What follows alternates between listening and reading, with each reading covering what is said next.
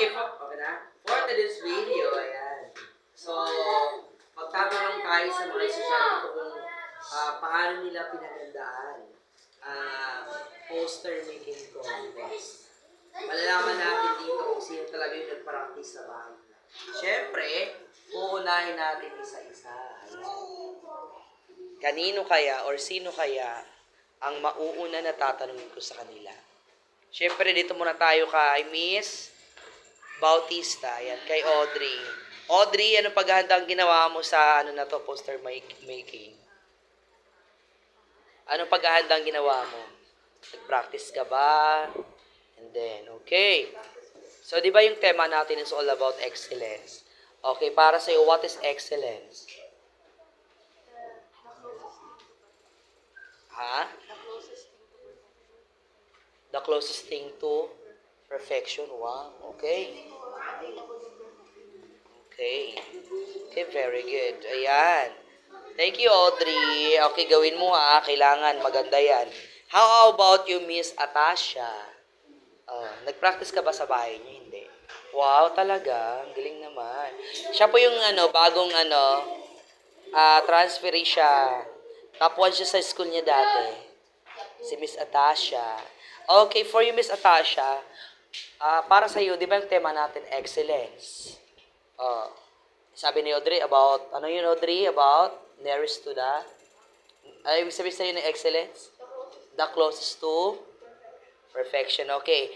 Para sa iyo, syempre wag kang magpatalo kay Audrey. Eme lang. Para sa iyo, what is excellence? Ha? Aba sa'yo, ano bang naisip po from the word excellence?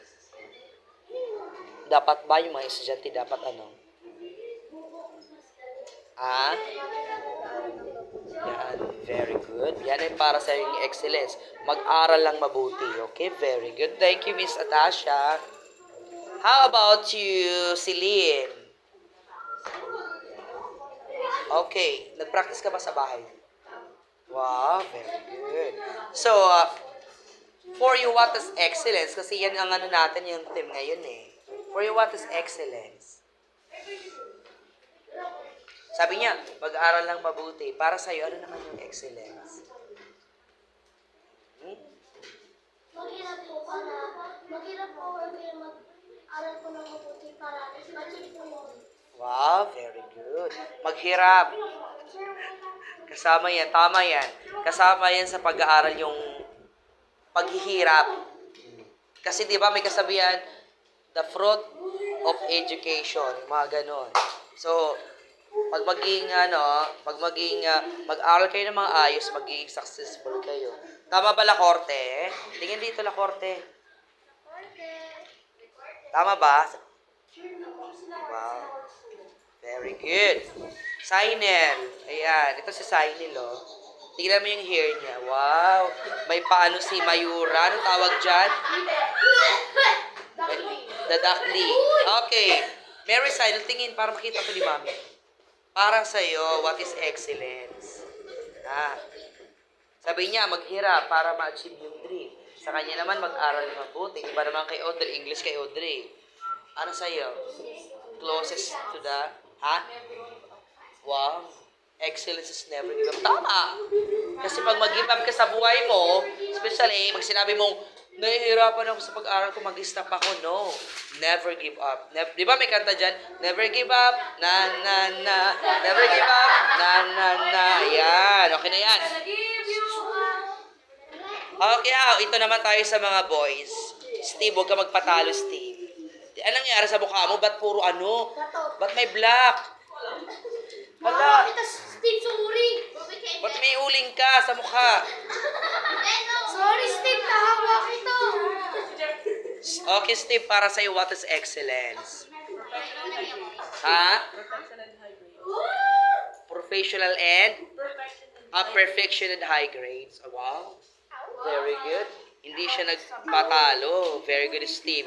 How about you, Mr. B, Bombay?